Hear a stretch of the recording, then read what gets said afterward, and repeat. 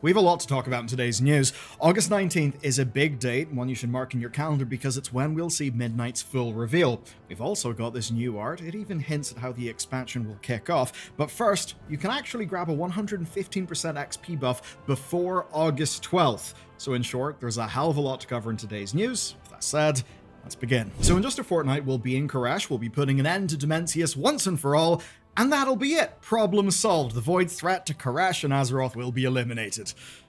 Or not. It almost definitely won't be. If you remember Chris Metzen's warnings about what Midnight is to feature, well, obviously we won't completely win. And with that in mind, take a look at this new art. Really seems things are not going as well as we would have hoped. And if you examine it, we see these void creatures escaping from a rift in the sky. The art's absolutely gorgeous, so clearly whatever we do in 11.2 isn't enough. But here's what's worse. I want you to zoom in and enhance, because if you do, you'll see these spikes hiding in the clouds. And obviously, it's the Jailer. Yes, the Jailer is returning. Nah, it's okay. Don't worry. It's not really returning. I think it's pretty obviously one of the spires of Silvermoon. And that means Quel'Thalas will be invaded by the Void, which should be pretty cool. It'll all center in the Sunwell, and we know there'll be a substantial light element to it as well. As for what this promo art actually existed to show us, well, we will see the Midnight Cinematic on August 19th. That will be at Opening Night Live, which is a part of Gamescom. There is going to be a full gameplay reveal. But here's the thing with all of that. World of Warcraft has got epilogue patches now. So basically, patch 11.2 may not show us exactly what happens. That may be the realms of 11.2.5 and 11.2.7, and actually 11.2.5 is already on Blizzard's private testing servers, but before either of those patches hit, we'll actually know how the second part of the World Soul Saga starts, so that'll be a little bit odd. What's interesting for Midnight, though, is it's the first expansion built completely after Metzen returned, and after their basically new creative direction for the game. And that's very much unlike the War Within. It is part of the World Soul Saga, but it was 8 months into production. Not pre-production, production. I'd certainly say if 11.2's campaign is anything to go by, we could be in for something quite spectacular. Could.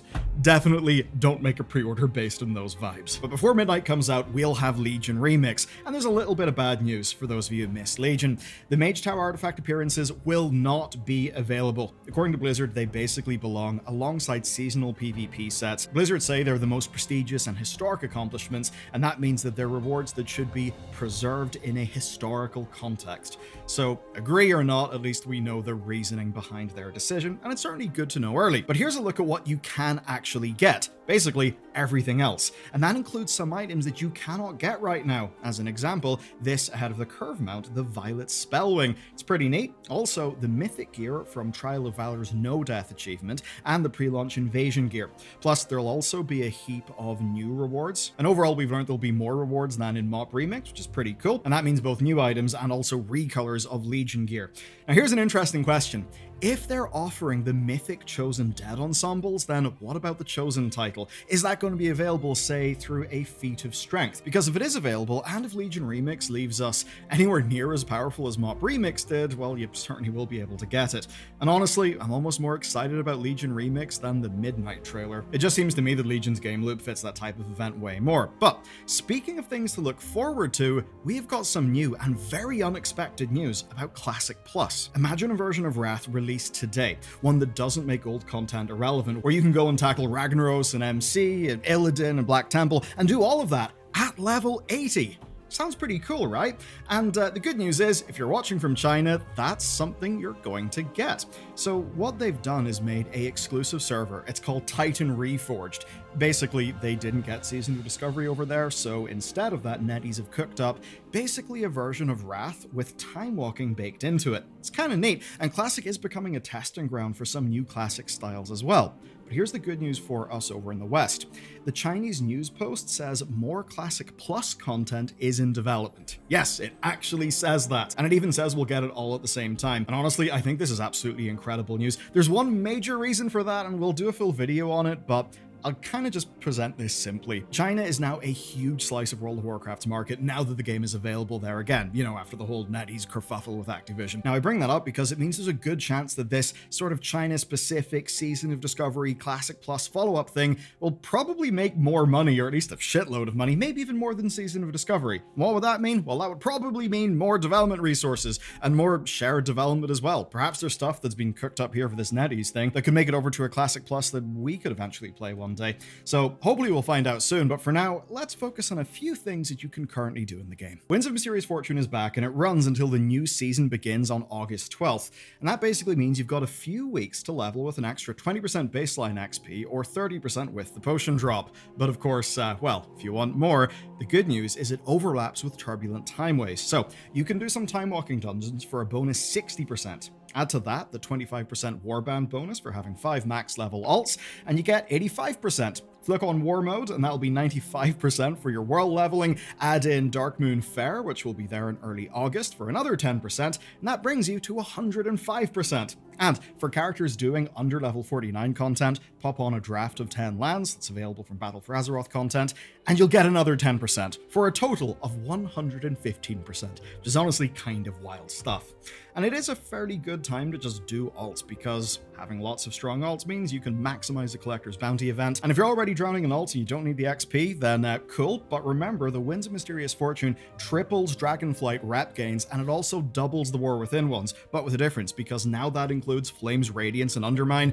Undermine I felt was fairly easy for rep. Flames Radiance though, well, that really did end up being a slog, so being able to really quickly progress that during this event, yeah, that's a nice win, especially because the cosmetics are actually pretty damn cool. Far more cool than the actual event was. Next, I got a bit of a PSA. So going into Season 3, Valorstones actually won't reset. That means you can keep your stockpile of 2,000 on all of your different characters, which is pretty good for a bit of a starter, like power boost. But do keep this in mind. The 11.2 campaign is a brilliant source of Valorstones, so if you're at the cap, and then you do the campaign, well, all of those Valorstones that you would have otherwise got will just, you know, kind of disappear into the void. Now, there is a neat way where this is actually even better for Season 3 than it would have been in any other season. That's basically because you can do Mythic Zero dungeons and stuff like that on the first week of the patch, not even the first week of the season. So that means you can get at least, I believe, some champion gear, then you can upgrade that champion gear and then get more Valorstones by doing the campaign. So pretty good way to get your character started. Now look guys, this one really is serious. I want you to sit down, I want you to prepare, because what I'm about to say, it could shock you, it could hurt you, it could wound you. That's because for the first time in approximately 1 billion years, Blizzard have actually listened to PvP players. This is a shocking turn of events. Now, they haven't went and fixed PvP or, you know, gave them loads of content. What they have done is they have changed a mount. Basically, the Gladiator mount looked completely phoned in, and after some pretty damn serious backlash, Blizzard have now updated it. It looks pretty sweet. It actually matches the theme of the patch. And I'd say that while this is a small gesture, it is a fairly good one. It's a welcome one, and if you take a look at the PvP community's response, well, I think they've been so underserved that, relatively speaking, this seems to be them feeling like they've won the lottery. So hey, Blizzard, if they're that happy over something so small, imagine what would happen if you actually invested in some PvP content. There really are 85 million different versions of WoW to play, and well, now there's another one. So if you maybe want to take a break from Modern WoW till Season 3, the good news is Mists of Pandaria Classic is right now actually live. Now, if you've been skipping Classic so far because it hasn't really been your thing, I think Mists would actually be worth a shot. It's really the first expansion that starts to feel a bit more like Modern WoW. Loads of devs, like to this day, are even saying that it kind of had some of the best class design and gameplay that WoW's ever had. It really is fantastic. It's where I came into my own as a WoW player. It's where I started this channel. So yeah, Mists of Pandaria, actually, it's pretty damn awesome. And the good news is you can now properly play it as intended. And if you want a massive, fresh, juicy slab of lore, check out this video next. It's all about the new things we've learned for the Midnight expansion. I think you'll enjoy it a lot.